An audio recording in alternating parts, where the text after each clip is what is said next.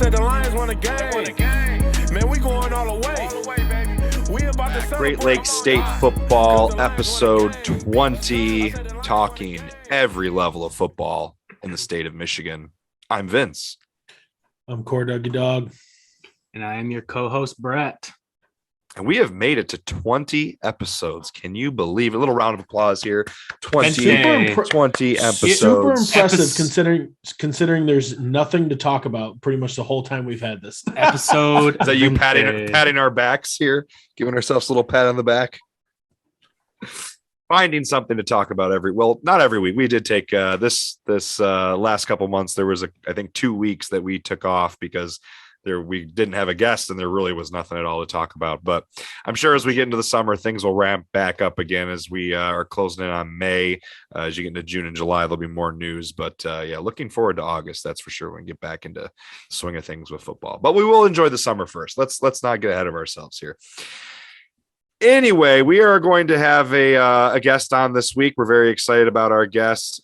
We had Coach Shattuck on several weeks ago, and we are going to have one of his proteges on today, Landon Grove, who actually played for Coach Shattuck in high school at Coach Shattuck's first job in Gladwin. And then after playing in college at Ferris State, Coach Grove followed his former coach down to Indiana to coach for a couple seasons. And then he was just recently hired at Grand Rapids West Catholic. So very excited to chat with him about his journey and what things are looking like on the west side of the state for him and Grand Rapids West Catholic. But before we get to Coach Grove, we are going to talk about a couple things, very thin this week on news from football, even thinner than usual. 2 quick notes here for MHSAA football. 2 major hires. We had talked in recent weeks about Grand Blank's vacancy as well as River Rouge's vacancy. Those were 2 high-profile jobs, 2 high-profile former coaches that left. Grand Blank just announced that they finally hired a new coach, Caleb Four. He was announced just this last week, and he is actually a graduate of Saginaw Valley.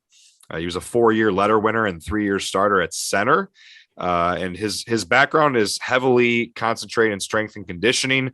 Spent some time at Holland Christian High School, as well as an academy down in Fort Myers, Florida, Southwest Florida Christian Academy. So he has a lot of experience coaching and working with athletes at multiple levels, and obviously playing college football. His most high-profile head coaching job came here in Michigan from 2017 to 2020. He was the head coach at Flint Kearsley, and he actually led them to their first district championship in school history. So he turned them around. So a young coach with some experience who is, going to bring in a new perspective, I'm sure, at Grand Blank, and a lot of young energy. We're seeing that a lot of young coaches getting hired recently. So good luck to Coach Four over at Grand Blank this fall. The other high profile hire that just came out the other day, I think was actually even a little bit more recently. Yeah, it was yesterday.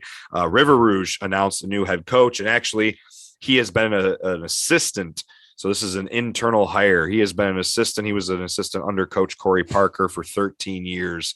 And actually, I don't even know if Kory Parker was there for 13 years. He might have even preceded Coach Parker. I can't remember how many years Coach Parker was at River Rouge, but Eric Petway is the new head coach for River Rouge. So he's been there as an assistant, been there for a lot of success, a lot of championships, the 2019 state title. So I'm sure Coach Petway will have those guys ready to go this fall. And I'm sure that'll be a smooth transition with that internal hire, but good luck to Coach Petway.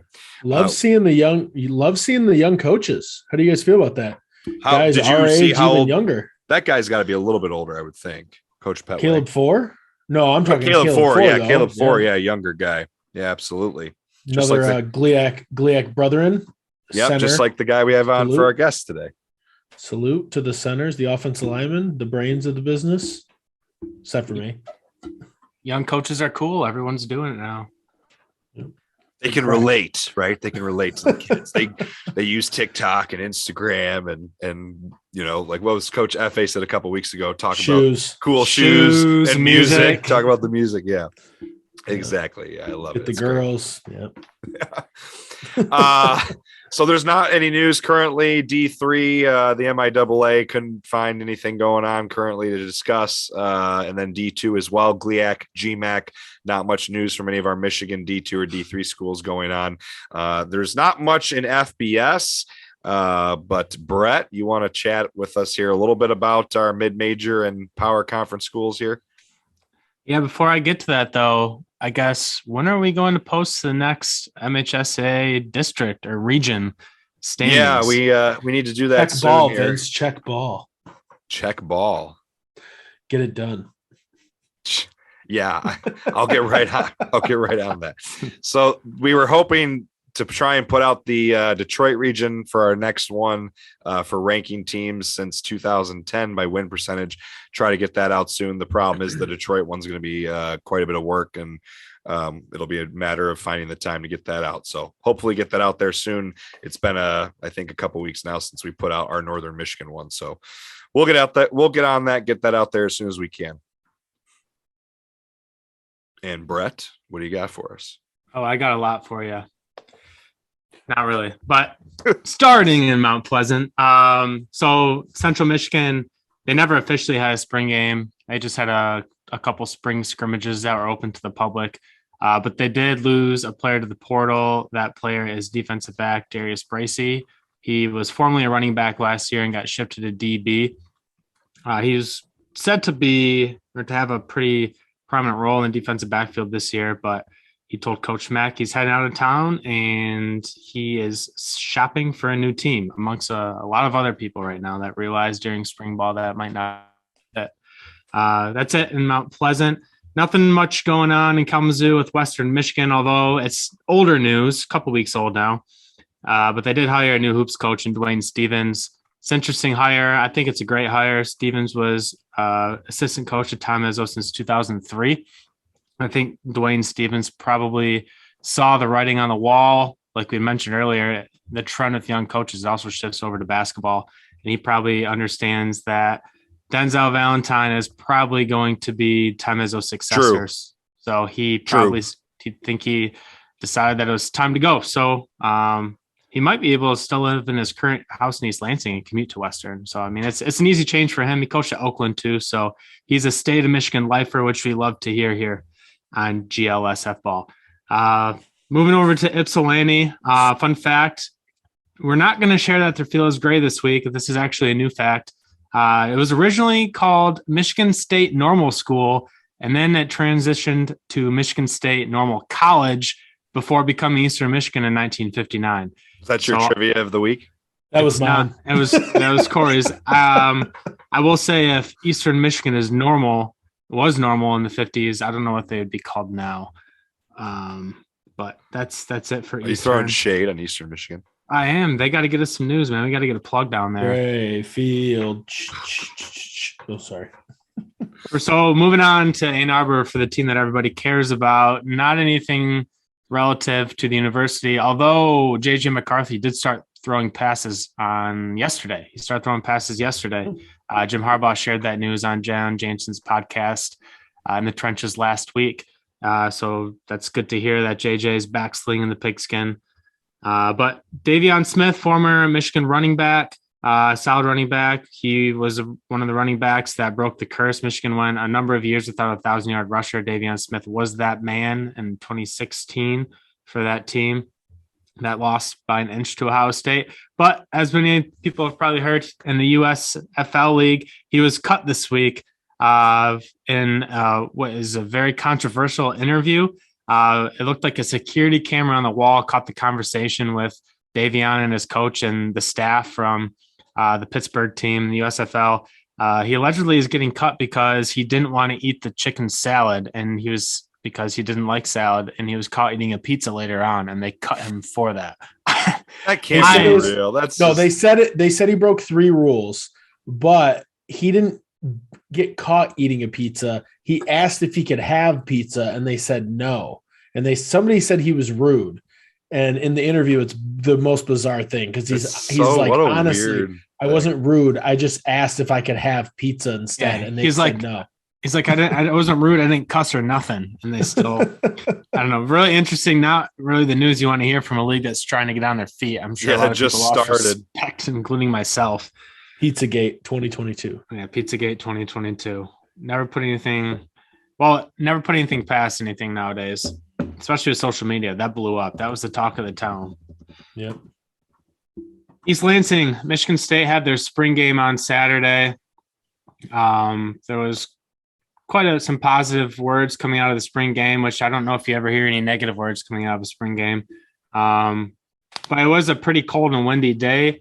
Mel Tucker is saying his team has become weatherproof in the woodshed in East Lansing. So if you're a Spartan fan, that's what you love to hear.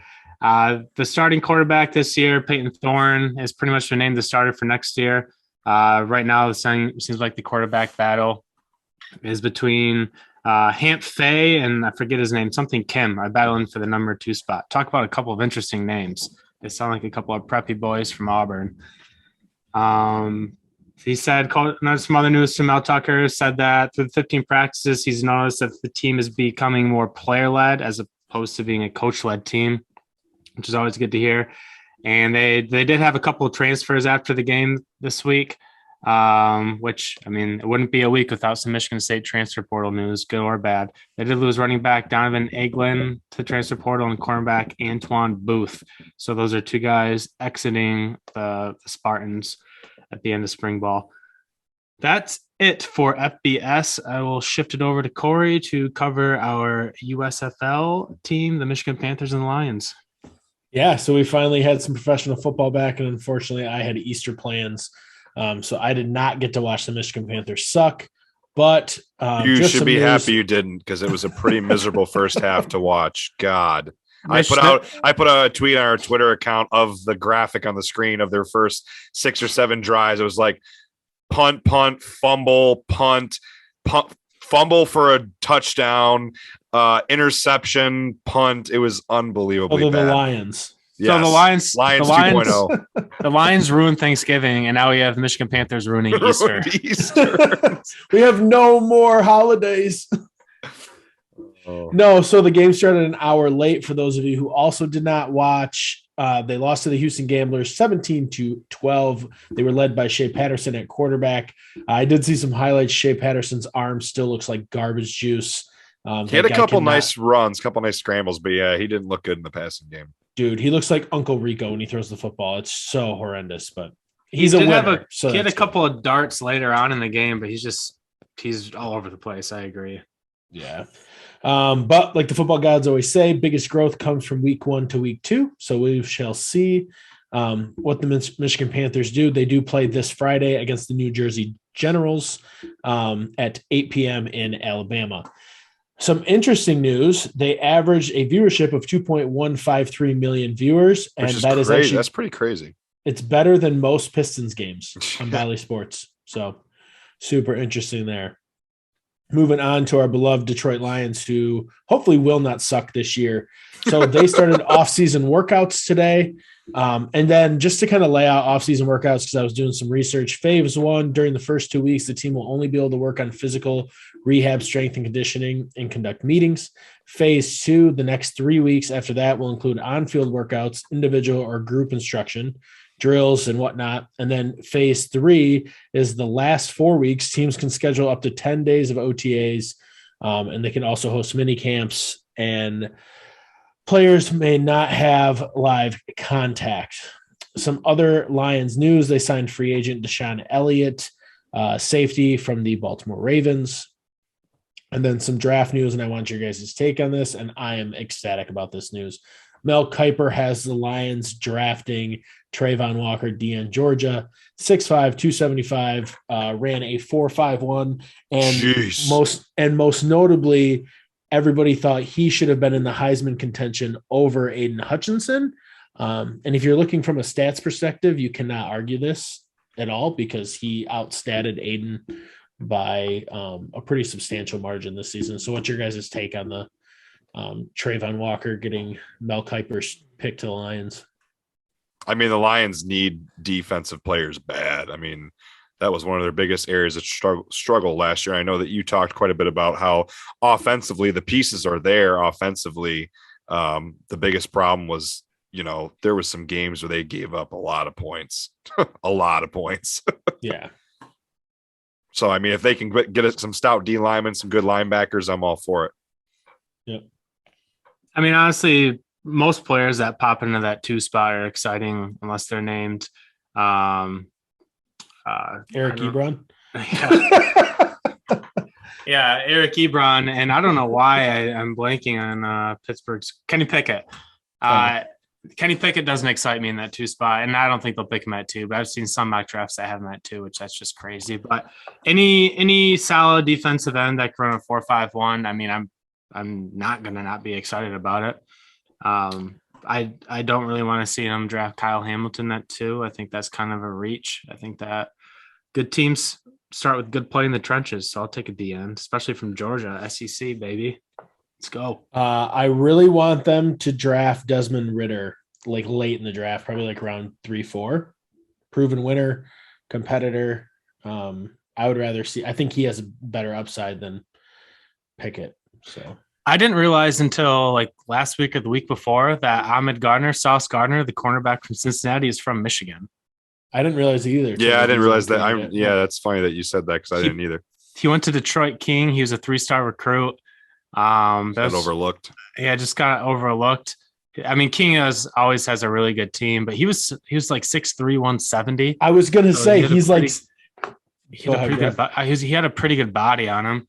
Yeah, he's like 6'4" now and like 200 pounds, and he had the most ridiculous. I think he didn't allow a touchdown this year or something crazy, or like even 50 yards or something nuts, or 5 catches in a game. And he has a crazy stat line out there. Yeah, I have to find it. And their DB must have just been incredible because in 2017 they had Ambry Thomas, who went to Michigan and plays for the 49ers now. Like that team was freaking stacked for Detroit King.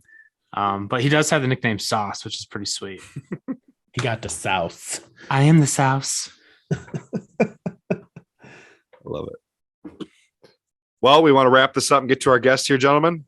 Yeah, really quick. NFL analysts rave about Sauce Gardner, who allowed 0 touchdowns on 1,059 snaps played. That's crazy.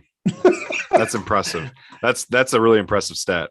Yeah, that is impressive for sure. Especially since he played Alabama. Very true. Very true. Yeah, I didn't even think about that. Well, all right. With that, I believe we are ready for our guest. We will be chatting here with Coach Landon Grove, who was recently hired back in February as the new head football coach at Grand Rapids West Catholic. We will be chatting with him about a variety of topics, including his hire over at West Catholic High School. Hope you enjoy the conversation. Stay on after for Brett's recommendation of the week.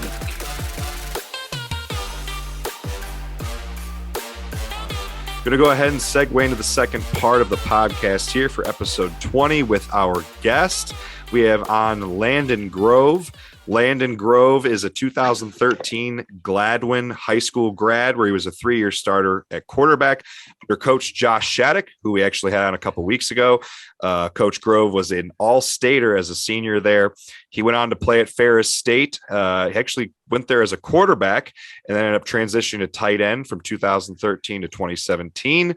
He was a member of a couple GLIAC championship teams as well as a regional championship team before making a semifinal appearance during the 2016 season under Coach Anise. After graduating from Ferris State, he spent a few years coaching with his former coach, Coach Shattuck, down at Elkhart, Indiana. And then last year, he was hired as a head coach for his first season as a high school head football coach at Gibraltar Carlson, leading them to a 9-2 season. And then just this year, hired at Grand Rapids West Catholic, Coach Shattuck. How you doing? Coach Grove. Or Coach Grove, Jesus. Jeez, Oh my God. I said Shattuck so many times. No. Coach Shattuck will appreciate that. I'm No, sure. to be fair, there's worse people to be called that. But That's a I'm compliment. sure, He's a good unfortunately, he's not going to let me live that down. dude. Good Lord. Coach Grove, I'm sorry about that. I had No, said that's the all word right. Shattuck so many times. Coach Grove, how you doing, man? I'm good. I appreciate you guys having me on. Love, like I said, or talking to you guys before, love the coverage you guys are doing. So I'm excited to provide a little bit of that for you guys. we're always excited to talk football, especially with guests. And we've been very excited about some of the coaches we've been able to have on. And obviously we're going to chat with you about this. And we were talking about it before we brought you on, but we've been noticing a trend of a lot of new young coaches being hired across the state of Michigan, which, there's probably various reasons for that, but I think it's very interesting kind of seeing a new generation of coaches coming in here in Michigan high school football. So pretty cool. And obviously you're one of them, but we'll talk to you about your coaching career in just a little bit here. We want to talk to you a little bit about your playing career before we get into coaching.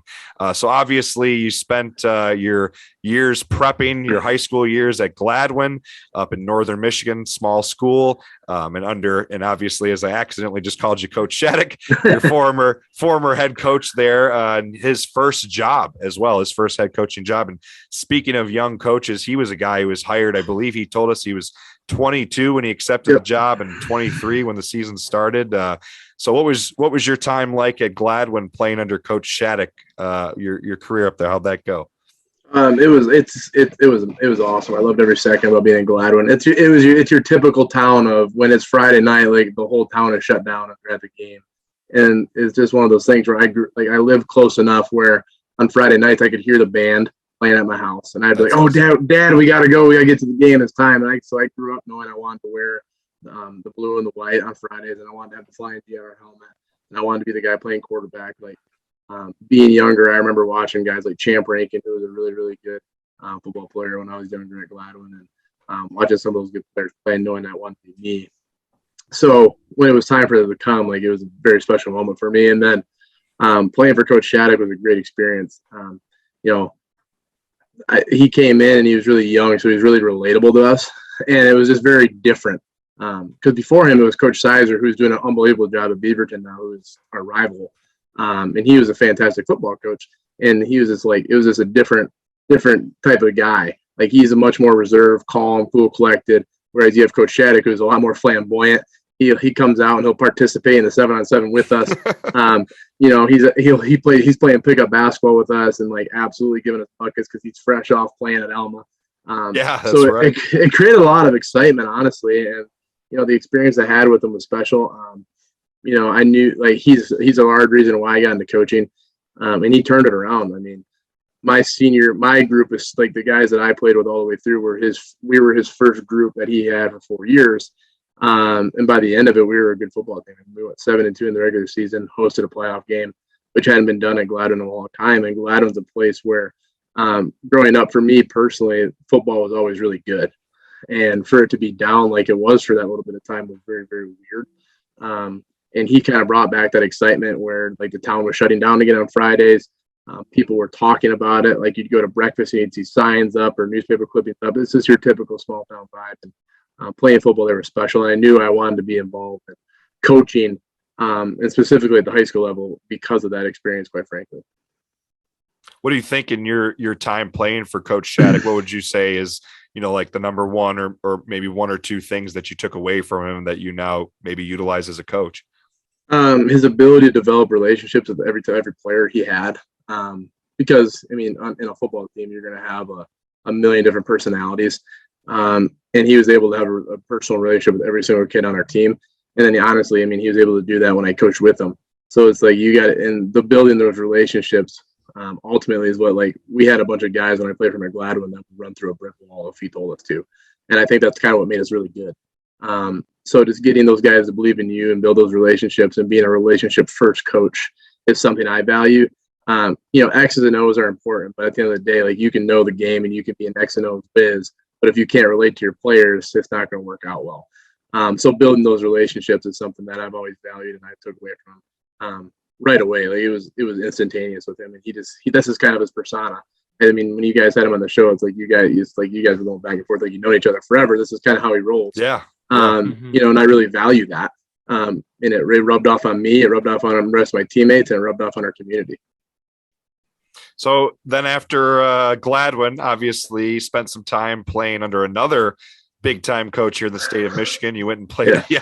Talk about flamboyant. I've had a chance to listen to Coach Anise talk at Coach's Clinic, the Michigan, the MHSAA or the MHSFCA clinic in Lansing. I've heard him speak there, I think 3 times now. He he spoke there this year after winning the national title. So he's and another player's coach, a guy who's all about he talks about every time, all about building relationships. So what was that experience like getting to play for Anis? And you came in during his second season there or third season there? I was his second recruiting class. Yep.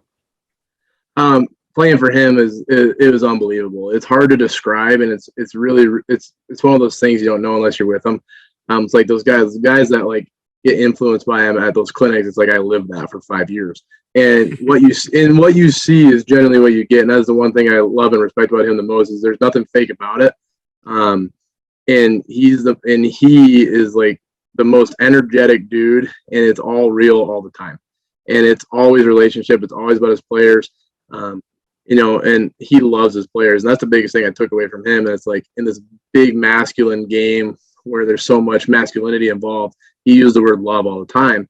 And he truly loved us, and then we loved him, and then we loved our teammates. And when that bond started really coming into fruition by year 2 or 3, it's like, wow, we're really good. And it happened fast. And playing for him was honestly like a dream come true because like I knew I wanted to get into coaching, especially after my first year there. So like I used those 4 to 5 years as like an internship almost, where it's like I just observed everything. I was like observing everything he did.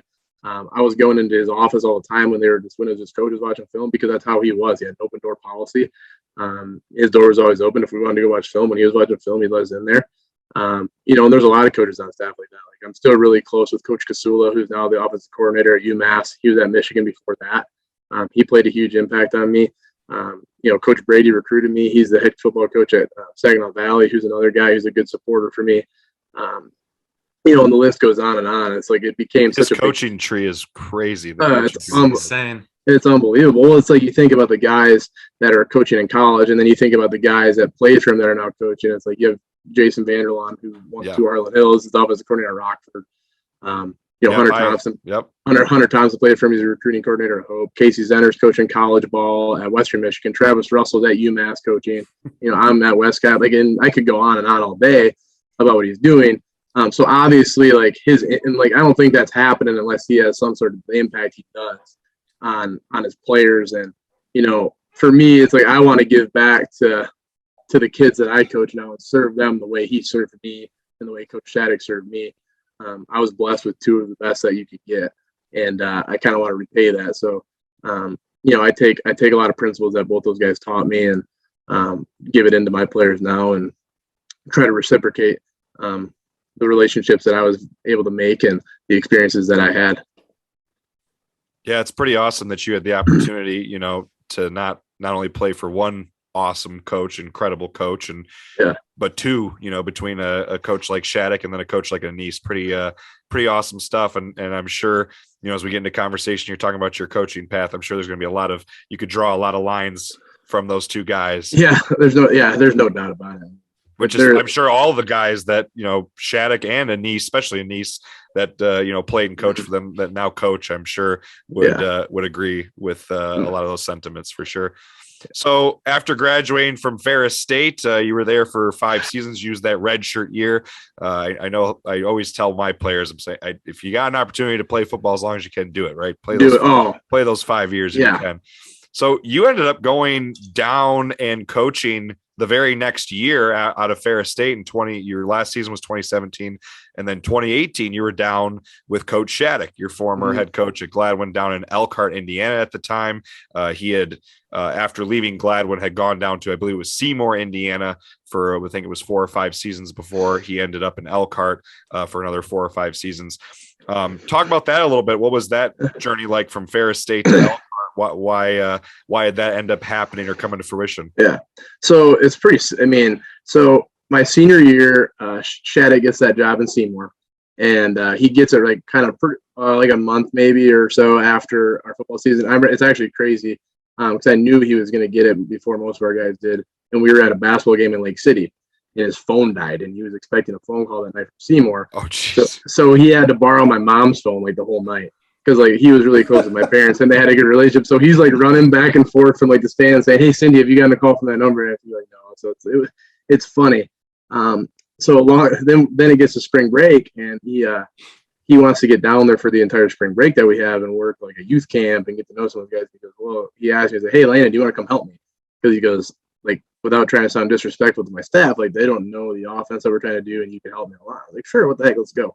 So I went down there with him for a week. Oh, wow. Yeah, we stayed in a hotel in Seymour, Indiana. I helped him run his youth camps. I helped with some of his older kids, like as far as installing some of the things as far as the offense goes. And we just hung out, and that was honestly when I knew I wanted to coach, and I really wanted to coach high school football because I had a blast that week. I was like, this is awesome. I felt like this is my niche. So the plans all along were like, all right, when I'm done playing, I'm going to come and I'm going to coach at Seymour. So that was kind of right in that moment. You're like, I'm going to come coach down with yeah, Coach I remember. Yeah, he had like these coaches. He had these coaches' offices in Seymour, and I wrote on a sticky note, "Future desk of Coach Grove," and I put it like above one of the desks. That's awesome. There, yeah, it's crazy. I haven't really thought about that in a while, actually. That's a true story. That's awesome, man. I love that so much. So, and then when he's down there, I would make 1 or 2 trips a year in the summer, and I would come run a quarterback camp for him every summer while I was still playing at Ferris. So I'd get down there and visit with him and his wife, and his daughter. Now he has 2 at the time, and like they refer to me as their uncle, and they're like my nieces in my eyes. So like, we got really close.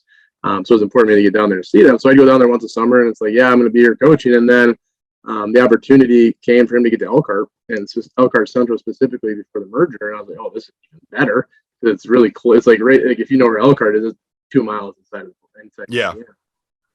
And then it really worked out because I worked out with Ferris where I could student teach at Elkhart and finish my education degree through Ferris to the Grand Rapids campus because because the placement coordinator, I explained to her the situation. I'm like, hey, if I student teach here, I'm going to coach here, and there's a really good chance I can get a teaching job. She goes, oh yeah, we'll make that work. So I student taught there in the spring of 18 before the fall of 18 season. So I was there and on staff well before the season started. So I student taught, and I was able to help run the weights and help with off-season throwing and development. And then the season started, and I was on the varsity staff right away. He made me the quarterback's coach, and he entrusted me with some other responsibilities as well really early. I called our freshman offense. And then the following year, he made me the passing game coordinator in 19. And then after 2019 and 2020, the Elkhart Community School System merged. So Elkhart Central and Elkhart Memorial, which is a school of about like 1,400 to 1,600 kids at each campus, merged. And we became Elkhart High School in 2020. Yep. And he made me the co-offensive coordinator. So I started getting some more responsibilities and, play calling responsibilities. And we were really good. And we had some really good players. We had Rodney McGraw, who's at Penn State, Tyron Mason, who's at Western Michigan, Derek Woods is at Grand Valley, Donovan Johnson is at Grand Valley. So like we had really, really good players. And that was an unbelievable experience. And our staff was unbelievable. I know we talked about that when he was out with you guys, but it's like we were operating at what I would consider a college level, honestly. It's like we had 2 coordinators on defense, 2 coordinators on offense. We had a special teams set up. Like it was unbelievable. And it was the most fun I ever had coaching. So we had a lot of success. When I got there my first year at Elkhart Central, we went 6-6. And then after that, we went 8-3. And then my last year in 2020 at Elkhart High, we went 10-1, and we lost by 3 points in the quarterfinals to a team that was loaded with Power 5 guys. And it was probably the best football game I've ever coached and been a part of as far as talent and level of play goes. So what team was that? That was Merrillville. They had JoJo Johnson, who's at Notre Dame, Kenneth Grant, who's going to Michigan, that played interior. I think all 4 of their starting D linemen went D1. Wow. Jeez. Yeah, it was. They were special. It's a really good program and good football team. We had the lead with 3 minutes left in the game. So we were right there, and we would have hosted the semis, and who knows what happens from there. And that's a really high level of football in Indiana when you're playing 6A with every school having 3,000 plus kids. So that's crazy. Mm-hmm. It's nuts. It was an unbelievable experience for me, because like the game planning is a different level there. Like if you're not on your A game every week, you're just going to lose. So it was a really good experience for me in that aspect. Well, and then so obviously you got a chance. So 2020 was your last season coaching at Elkhart. You got an opportunity, and I'd like to hear you kind of talk about how this came to be, but you got an opportunity to be a head football coach at, I'm assuming you were 26, 27 when you got hired in at Gibraltar Carlson. was 26 when I got hired. So I was very transparent with Josh. I was like, I want to be. It was after my first year there. Going into it, I was like, I could just be your assistant forever. This is great. And then I'm like, something clicked for me. Where I was like, I want to be a head coach, and I was like, I think I can do this, and I think I can do a good job. So I told him that. I'm like, hey, someday I want to be a head coach. So that's when he started giving me more responsibilities. Like, hey, I'm going to make you in charge of running our camps. I'm going to give you some more responsibilities as far as organizational stuff to like help me learn how to do those things. So that way, when I became a head coach, when I did, I wasn't like shocked. Like I knew how to like organize a player database by putting in contact info, and I knew what good communication looked like because him and I talked about it all the time. It's like those little intricacies of being a head coach that you don't know about. I had a little bit of experience with just because he allowed me to do those things, which I'm very thankful for him. Yeah, that's awesome. So he's like, he knew I wanted to do that, so he respected that, and he too thought I could do a good job, and he allowed me to learn. The way I got the Gibraltar job is actually kind of crazy. In a way, it's unique because he knew I'd applied to some jobs, and it was hard because I wasn't getting interviews because they see a 25, 26-year-old who's only been a coordinator for a year, and he saw that Gibraltar Carlson had their coach step down, and the AD, Dan Cobflesh, was going to take it over from interim time period. So he goes, I'm going to call this guy. So he called the AD at Gibraltar Carlson, Dan Cobflesh, and said, hey, I have a guy for you. And they talked for like an hour. And then I get a phone call. This is right before the 2020 season, mind you. So this was like way. So yeah. The seed got planted early, and then Coach Cobflesh calls me as COVID hit, and I'm having a conversation with my in-laws' parents because we're on lockdown mode. It's like who knows what's going to happen, and he says, "Well, let's see where it goes on with COVID. Let's see where it heads, and if things open up, we can have another conversation." And obviously, COVID did what COVID did. And him and I both said, let's stay. He's like, I'll run the program because we'll get through COVID. And I agreed. I was like, I need to stay where I'm at for a year anyways. I wanted to see the merger for a year selfishly a little bit because I knew what it was going to be. And we got through 2020. And after we lost to Maryville, I texted him. I said, hey, coach, is reaching back out. I know it was really early in the process. I wanted to contact you and see if you still had interest in potentially bringing me on as your head coach. And he replied, he goes, well, I think there might be some potential in getting an associate's job open because that's a very, very high academic district. And they take their academics seriously. So they don't just bring in a football coach and create jobs there, which I respect. And they do a really good job at that school with an unbelievable district, with unbelievable leadership. And about a month after that, I was grocery shopping. And I get a phone call from him. He goes, dude, guess what? We have a social studies job open. I need you to go apply for that social studies job. So I apply for the social studies job, get the social studies job.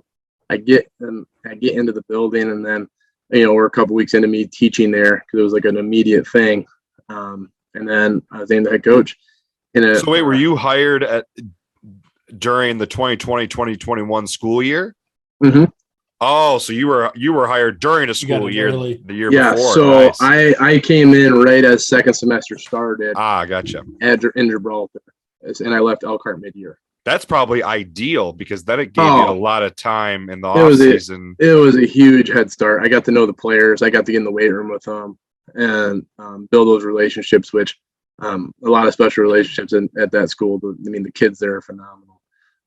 It's just a really good place. So I was very, very lucky in that aspect, and obviously very thankful because every head coach gets their start somewhere, and some place has to take a risk on someone who has no head coaching experience. So I'm very grateful that they took that risk on me. And it worked out for both sides, I'd say. What was that like coming in? Obviously you learned a lot from Coach Shattuck, but did you have to pull on some other fellow colleagues, coaches to kind of help you get things rolling? Was there a staff kind of in place there that you could pull from, or how was that process like? Yeah. I came in and the staff was there. Coach Cobflesh had been a head coach for a really long time at New Boston Huron. That was a program that hadn't been very successful, and he took it over and built it up, and he took them all the way to the semis in one of his years there. And so he obviously had a wealth of knowledge, and I leaned on him quite a bit as far as like getting going and getting some of the contact info and getting things going in that way. And then the rest of the staff was there too. They all had the chance to take the head coaching position, but they didn't want it. They weren't ready for that, and which made it easy because then they welcomed me in with open arms because there was no egos or anything. No, they all wanted to serve their roles. The D coordinator was already there. Everybody else was already there. So it was just kind of me coming in and just kind of putting my culture touches in and obviously some of my tweaks to the program that it was already a good program. They had been like Coach Giarmo, who's a Hall of Famer and had won state championships at Monroe St. Mary's Catholic, was there before me.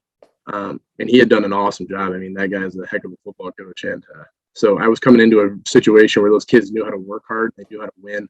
They know how to compete. It was just kind of putting my twist on it to try to get us to the next level. And they were a T team, and I'm more of a spread guy, so kind of adapting that.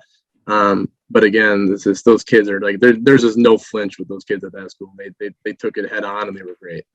So I had a lot of support.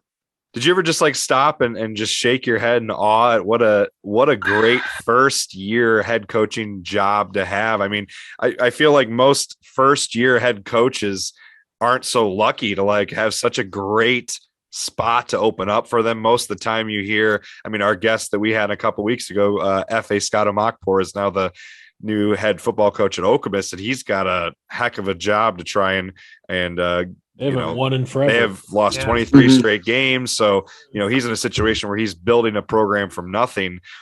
So for you to come in like that had to feel so awesome. Yeah, I was very blessed and lucky. And, it kind of hit me like week 9, we went to Woodhaven and beat Woodhaven to win the conference championship. Yeah. Huge. That was a huge upset. They were undefeated. It was. Yeah. There wasn't a person in the state except for the people in our locker room that thought we could win that game. So going out there and doing that was kind of my like, wow, this is pretty cool. Like it's kind of like one of those things that you take a step back and like, this is awesome. It's my first job. And like without trying to sound like ego maniacish. I remember talking. Hey, we're talking about you, man. Yeah, we're talking about you. I remember when I started looking at being a head coach, I told Coach Shattuck, I'm like, I'm not going to go somewhere that's really bad because I would rather be your assistant coach and win here than that's fair. You know what I mean? So like I was calculated with what I was going to do, and that's not disrespect to coaches who take those jobs because there's a way for everybody. And there's a lot of really good football coaches who take jobs that places that haven't won and turn it around. But that just wasn't something I really had desires to do. I had a lot of success playing in college, and we won. And then I was lucky enough to come into Elkhart and latch on to Coach Shattuck and what he had built there and win. So I was just kind of like I like this winning thing. So I wanted to keep doing it, and that it worked out at Gibraltar, and it worked out where they were willing to take an opportunity or take a chance on me and give me that opportunity. And I ran with it, and it worked really well.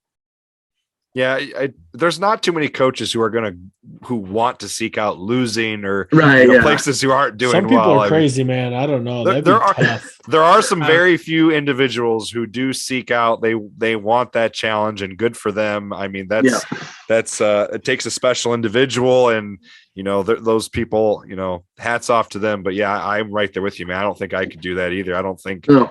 I don't, as we talked with FA a couple weeks ago, I don't envy him. I don't envy anyone who goes into a job like that, but have a lot of respect for those kinds of people. Well, and some of the best football coaches are at places like that. They might not have the best talent and they might not win all the games, but there's some really good football coaches coaching at places like that. And at the end of the day, they're doing the service that we all do too, which is, providing for those young kids in the programs. Yeah, it's not much different. It's a similar comparison. Teachers who maybe are going to schools that don't have as many resources, or don't pay as well, but they want to go to those areas where kids really need good teachers. So you see that at a lot of professions in education, stuff like that, where some people do that, and then there's other people who seek out. They're like, no, I'd rather go to a private school, and where you have lots of good kids, and that's everyone has the the right to. Seek out whatever they want to do to make them happy. Hats off to them, right? Yeah, exactly. It sounds good on paper going somewhere and turning it around. Like, in the old NCAA football game, you pick up like the Idaho Vandals and turn around like 2 seasons. But when it's your career, it's your career, it's a little bit difficult to commit. 100%. So one season, Gibraltar Carlson, you end up going 9-2, I believe, which was only I was looking at today, only the third 9-win season in school history. Yep. So I'm gonna toot your horn for you here. That's pretty awesome, man. Yeah. Really impressive season that you guys had there. And obviously we brought you on because you just got hired back in February. I think it was February, right? First or second week of February by Grand Rapids West Catholic. So you want to talk us through how that came to be after the season at Gibraltar Carlson? Yeah. I mean, full transparency, I had no intentions of ever leaving Gibraltar. Like, I was like in love with that place. It's unbelievable. The support there is great. Athletic director is great. The principals are great. Superintendent's great. My wife is finishing up her dental degree at the University of Michigan, and she had an opportunity presented herself on this side of the state that when we looked at it on paper, it's like, okay, we got to go. Like, it's one of those things that's like on the west. Her opportunity was on the west side of the state. Yeah. Okay, yep. Gotcha. So she's gonna be working out of Caledonia. Okay. And I'm like, okay, it was just one of those things of like, we got to go. Like, I gotta put my selfishness aside here because and it was hard. It was hard. It was very difficult because at the time when I'm making this, like when we're saying we have to go, I didn't know that I was going to be the head coach of West Catholic. Like, we were going to go regardless. And I was like, if that meant I didn't get a coaching job right away, I would have found a place to be an assistant and helped out somewhere for a year until I could figure it out. And, it was one of those things where it's like, I didn't want to leave, but I had to do what I had to do. There's some people in Gibraltar that don't necessarily believe that still because of where I ended up. And, the people that I'm close with understand and respect and know what the truth is. And they're taking the adult outlook on it like I am. And I have no hard feelings to that place. I love Gibraltar. It'll always be a special place in my heart. And I had to do what I had to do for my family. And it worked out then once we made that decision, I applied at West Catholic. And I was also a final. So you had already with the move with your wife, her job opportunity, that was the West Catholic thing came later. It was it came simultaneously almost. Okay. It worked. It's one of those things. That's why it's like it's hard for people to believe it necessarily because of how it timed out really well. And it's one of those things where it's kind of like the stars aligned really well for me. And things happen for a reason. And sometimes you kind of get directed where you're supposed to be. And I kind of feel like I'm supposed to be here, just kind of how it happened. So as that's happening, I apply at West Catholic, and then the process happened really fast. It happened quick. And there was another school that I was involved with in a final sat on this side of the state too. And it worked out where I got offered the job at both, and it worked out where the West Catholic opportunity was the best one for me.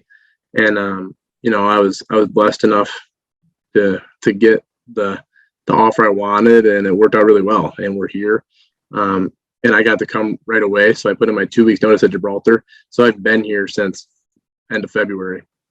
And they have me in the building right now, just helping with athletics wherever I can and helping in the building wherever I can. And that got me here, and we're off and running at West Catholic. And, this is a place now where I'm here. It's like, it makes sense why it's special to a lot of people.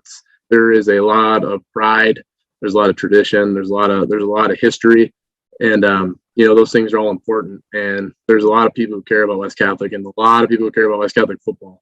So it's a very, very exciting opportunity that I'm very grateful to have. I'm very excited to have. I love that we're in Grand Rapids. It's a place that I've always loved. And, it's a great city. Like, it's Love it. French kiss. Kory, if you're listening and not watching, Kory gave the French chef's kiss. I saw that. It's a place where I visited all the time when I was in Elkhart because it's an hour and a half drive.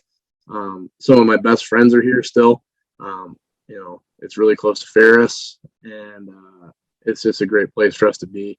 And, at the beginning of the whole process, selfishly, I was a little bit sad to leave Gibraltar. At the end of the day, now it's like, this is where I'm supposed to be.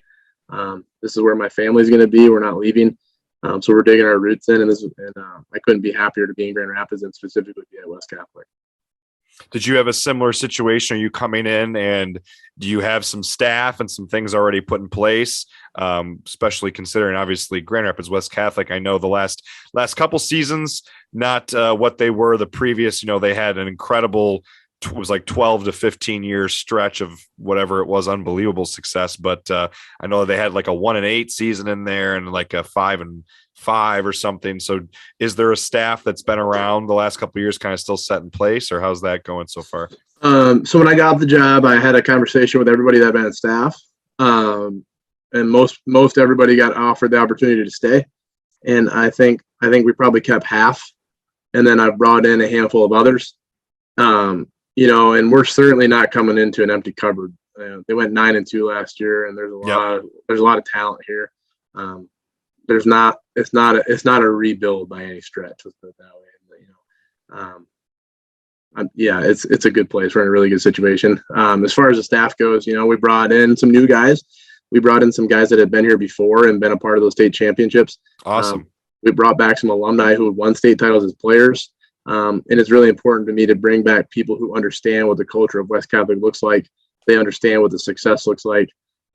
So we're trying to surround our student athletes with people who have won and know what it looks like to win, not only on the field, but off the field as well. I'm surrounding them with really, really good people. So we brought back Coach Darren Smith. He's going to be our defensive coordinator. He was here for a stint when they won state titles in 16 and 17.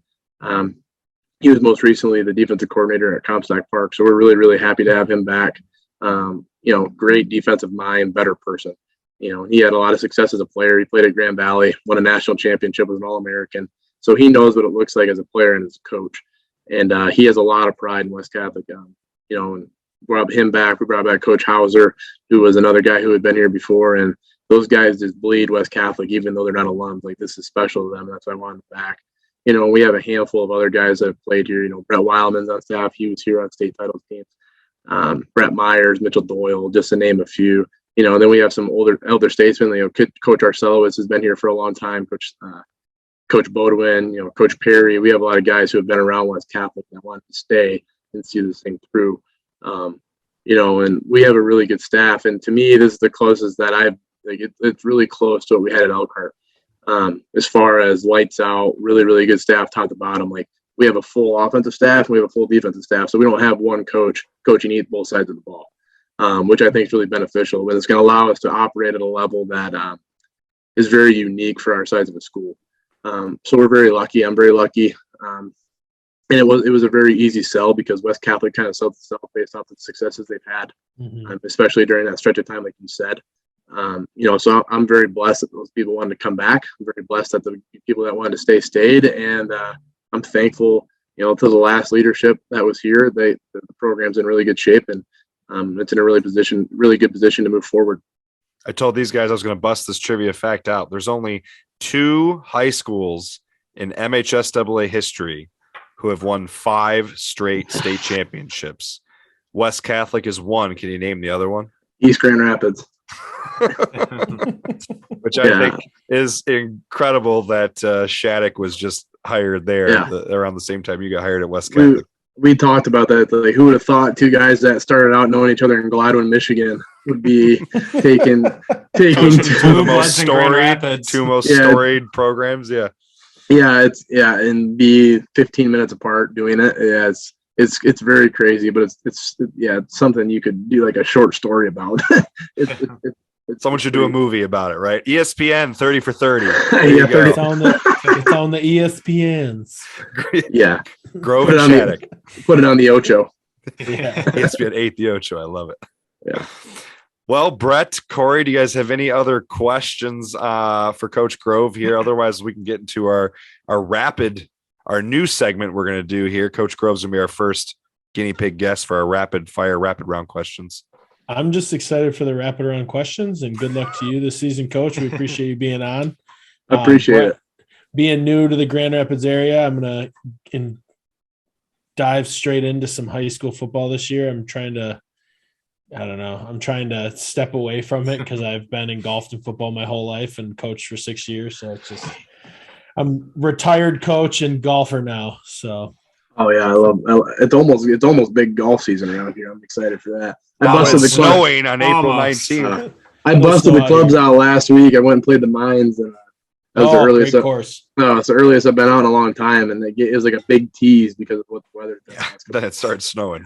Yeah, it's crazy. I got a question for you, Coach. It's something that comes up every single week. We'd love to hear what your stance is on multi-sport athletes. Huge. It's one of those things we talk about with our kids all the time because we have kids so we're doing 0 hour every day of the week where we have kids coming in at 6:30 in the morning, and we're lifting 3 days and we're doing agility 2. And I think out of the core, we have a core group of 40 to 48 kids that are there every day. And out of those 40 to 48, I think I'm very comfortable saying well over 90% are playing a spring sport. And I think that's great for schools, especially a school our size. It's like I fully support it. And quite frankly, I think they should be. Keeps them busy, keeps them involved, and it's good for our school and it's good for the culture of the school. And our strength coach is doing a really good job. Coach Stoynoff does a really good job of modifying lifts for those who are in season to make sure that they're not being overloaded. And kids are performing at a high level still, and they're getting stronger. And, I think it speaks volumes to our kids. Like I tell them all the time, it's like what you're doing is hard. You're getting up and you're getting into the school before 6:30, because we start at 6:30 5 days a week. And you're busting your butts and you're getting a lift in, and then you're going to practice, and sometimes you're going to games. So it's like they're putting in really long days right now. But it tells you a lot about the type of kid we have and the character of kids we have at West Catholic right now, where they're willing to do that without flinching. And they did it right away. Like the buy-in was like instantaneous, where I said, hey, this is what we're doing and this is how we're going to get better. And they're like, okay, this is what we got. I mean, obviously I'm sure there's mornings they wake up and they say this sucks.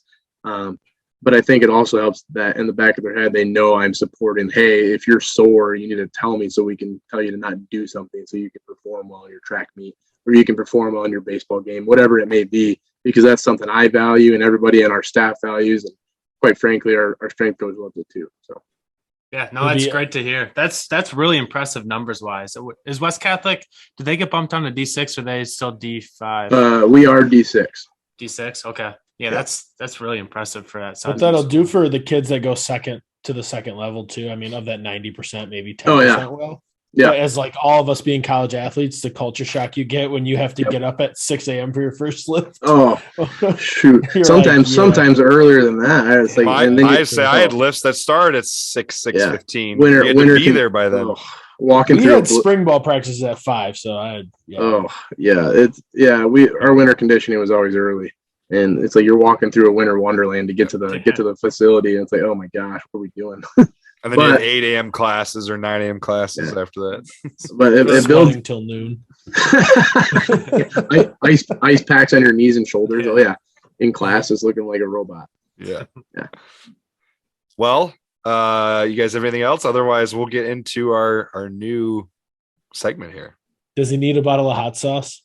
Does he? Oh, for hot ones? Dude, this isn't hot ones. He doesn't have to eat spicy wings while asking questions. No, Sean, I'm not stealing Sean Evans' thunder here. So we are going to do a kind of a new thing here to end our podcast episode. This is going to probably be something we do going forward. Coach Grove is going to be our guinea pig here, where we are going to fire off 5 rapid fire questions here. Some of them are sports related. Well, most of them are sports related, but the first one is something that we kind of talk about quite a bit on here. So our first one, Coach, if you had to choose, are you choosing a craft beer or a whiskey for your adult beverage choice? Man, that's a tough one. So Coach Shattuck, another influence on me, he's got me into the whiskey bourbon, fishy, like the stuff. So, and I like both. So this is a tough one, but I'm probably going to go, if I'm out and I'm having a nice meal and the option in a craft beer and a nice pour of a good whiskey or bourbon, I'm probably going to go with a nice pour. What's your go-to distillery then? Or to go to brand? Whiskey, So I'm not great with the brands yet. I'm learning. Getting into it. So, but recently my wife and I were in Florida, and I had my first taste of Blanton's, and wow, is that special? And so like say the name again. Blanton's, BLA. I haven't had that. ANTONS, and then I've had like if it's something I can afford, I'm going with like a nice Buffalo Trace. Buffalo Trace, nice. Like the Buffalo or the Uncle Nearest or something else. It's good too.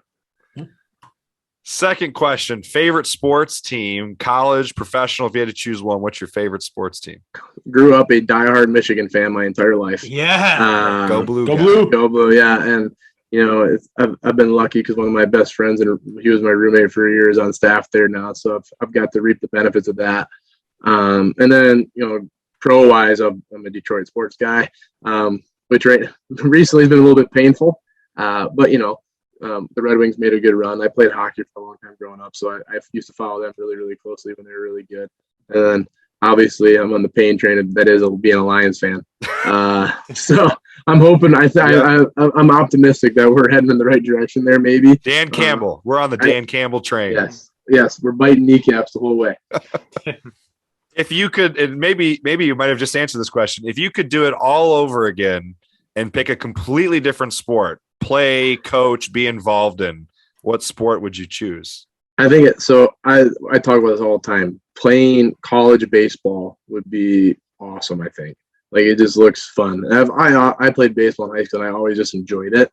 Because it's when I say laid back, it's not because it's an easy sport by any stretch. It's one of the most difficult things to do is to hit a 95 plus power for a fastball. But just the vibe of baseball, and this is I think being the best job in the world would be being a bullpen catcher. For sure. Absolutely. Dude, you're just chilling down there until the 7th inning. All right, I guess I'll catch a couple things. Third string quarterback for me is an offensive Third string quarterback. I don't know.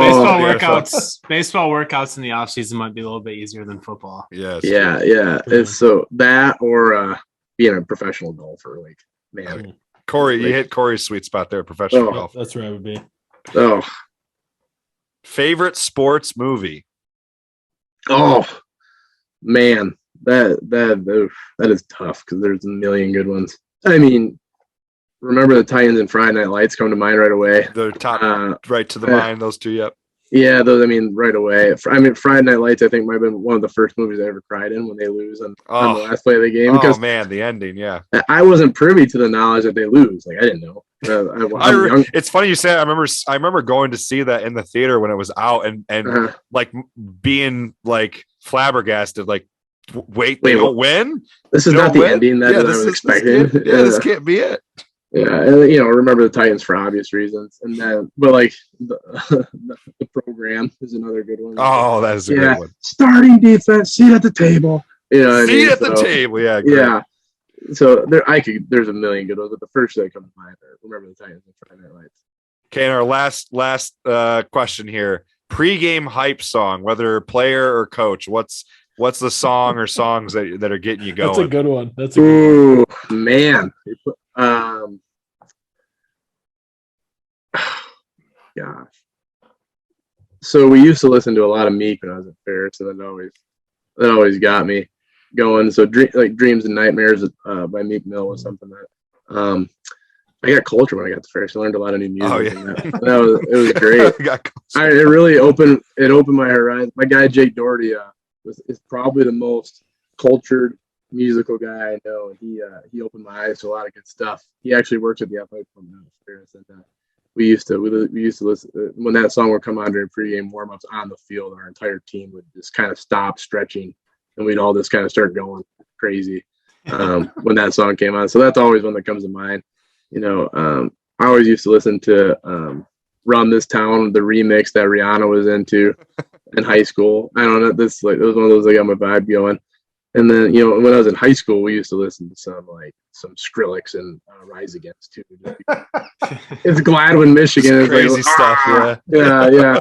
We're gonna start hitting each other in the head with our helmets because of course we are in Gladwin. That's hilarious.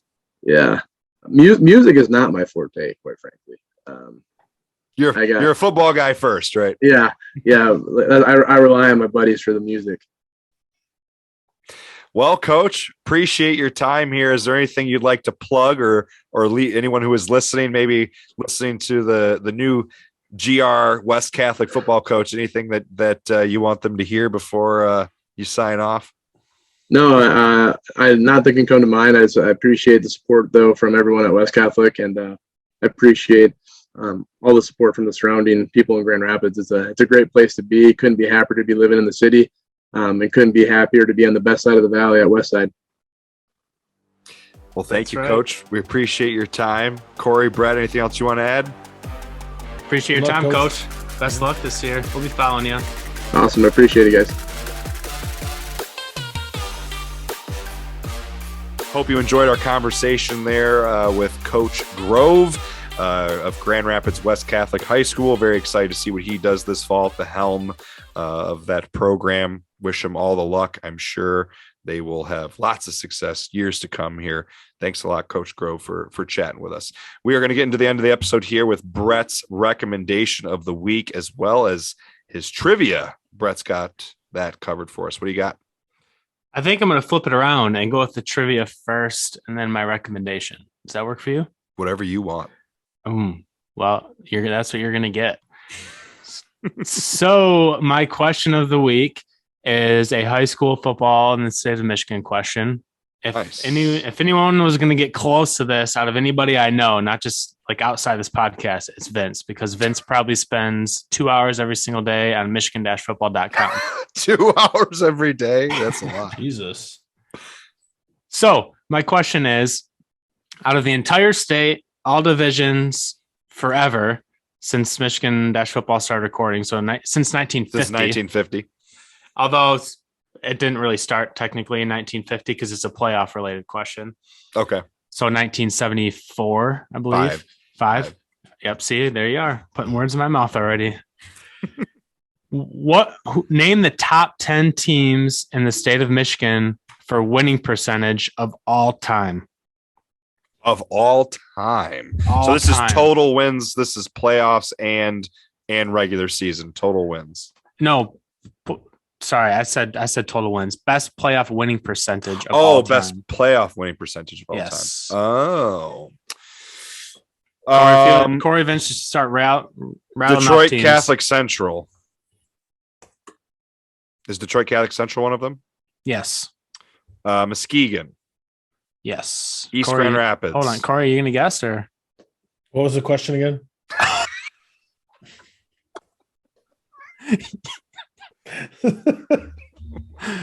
Wow. What was the best winning percentage of all time? In the playoffs, yeah. For Michigan high school football. So I got Detroit Catholic Central and I got Muskegon. Is East Grand Rapids one? I'm so disrespected right now. Is East Grand Rapids Rockford. one? Yes, East Grand Rapids is one. No, Rockford is not one. That doesn't count for mine. Grand Rapids West Catholic. No. Ooh, damn it. Ithaca. No. Ithaca's 21. Wow, that's surprising. Detroit DePorus. No. Detroit DePorus. Nope. Not Detroit King either. Nope. There's 18. There's some obvious ones on there. Orchard Lake St. Mary's. Yes. Brother Rice. Yes. I don't even know what we're talking about anymore. Are you drunk over there or high or something? I was doing the mail thing and then you weren't paying attention. I wasn't paying attention. Utica Eisenhower. Nope. I'll give you one last guess, and if it's wrong, I'll name the rest. Okay. Clarkston. Nope. Okay, then I got 5 of them. You got 5. You got half. So number 1 is Detroit Catholic Central, 82 winning percentage. I just thought of a couple more. Damn it. Number 2 is Muskegon Catholic. Number 3, Muskegon Catholic Central. I just thought. Number 3 is Jackson Lumen Christi. Yep, Number 4 is O Lake. Number 5 is East Grand Rapids. Number 4 was what? Orchard Lake. Oh, Orchard Lake. Oh. Number 5 was East Grand Rapids. Number 6 was Muskegon Mona Shores. Number 7 was Birmingham Brother Rice. The Muskegon Mona Shores is recent. They're 22-6 in the playoffs, and they've had a couple big runs the last few years. Yeah. 7 was Brother Rice. 8 was Warren De La Salle. Oh, geez, I should have said that one. 9 was Zeeland West, and 10 was Muskegon. So pretty interesting. Zeeland West. Didn't even think about that one. Lumen, right after you said my guesses were done, I thought Lumen Christi and Muskegon Catholic Central popped to my head. I'm like, they have unbelievable success in the playoffs. So Zeeland West is the only one that, and Muskegon Mona Shores were the 2 that I guess I don't know if I would have come up with those because I was thinking all time, but it's a winning percentage. So but winning percentage, I guess it doesn't matter if as long as you have more wins than losses. So if you weren't making the playoffs, it didn't affect you. Because I know Mona Shore's success, they were never in the playoffs, and now that they are, they have a lot of success. But there's pretty much all the teams in the state have been in the playoffs now because of the 2020 year. But there was a couple teams that had to forfeit, so there's a lot of 0-1s. That's true. Where did you find this on Michigan-football.com? Yeah, I just took I'll tell you how I did it offline. Do you have your recommendation for us? I do. So my recommendation of the week is it's something I haven't done yet, but it looks really cool, and I'm going to do it here in 2 weeks. So Kiefer, if you're listening, I'm going to spoil what we're doing. My brother's coming to visit in 2 weeks, and I'm going to take him to Woodrows Duckpin Bowling at the Amway downtown GR. So Duckpin Bowling, yeah, I've heard it's a lot of fun. The bowling ball is a little bit bigger than the size of a softball. You don't stick your fingers in it, and the pins are like a little shorter and fatter. But it looks like a lot of fun, and they got drinks there, so I'm going to go check it out. I haven't even heard of that. Woodrows Duckpin Bowling. Tag them on Instagram, Twitter. They're all over the social media. They're promoting themselves. Is this new? Is this something that's pretty new? Yeah, they started off in like February or March. So cool. Wow, interesting. Yeah. Well, you'll have to bring me sometime when I visit in Grand Rapids. We'll do a Great Lakes State football. All three of us will go play. Yeah, we'll see you never. Oh, Kory, you're listening. Welcome back. Kory, are you still here? Somebody needs to mail our t-shirts, damn it. Well, all right. Thank you for listening to episode 20 of Great Lakes State Football. We are going to wrap the episode up here. Please make sure when you leave, when you're done listening to this episode, that you go follow us on Twitter, at GLSF Ball, BALL. Check us out on Instagram, Great Lakes State Football. Give us a follow on those two social media sites. If you like the video episodes on YouTube, we're at Great Lakes State Football on YouTube. Subscribe to us there. Give us a like, leave a comment. Appreciate it. If you like the audio versions, add us to your library on Apple or Spotify, Great Lakes State Football. Leave a 5-star review. Leave us a comment there as well. Tell us how much you love us. Thanks for listening. Episode 20, Great Lakes State Football. I'm Vince with co-hosts Brett and Kory. Go Green. Go Charge. Go Blue. Go Blue. Go Lions. Draft.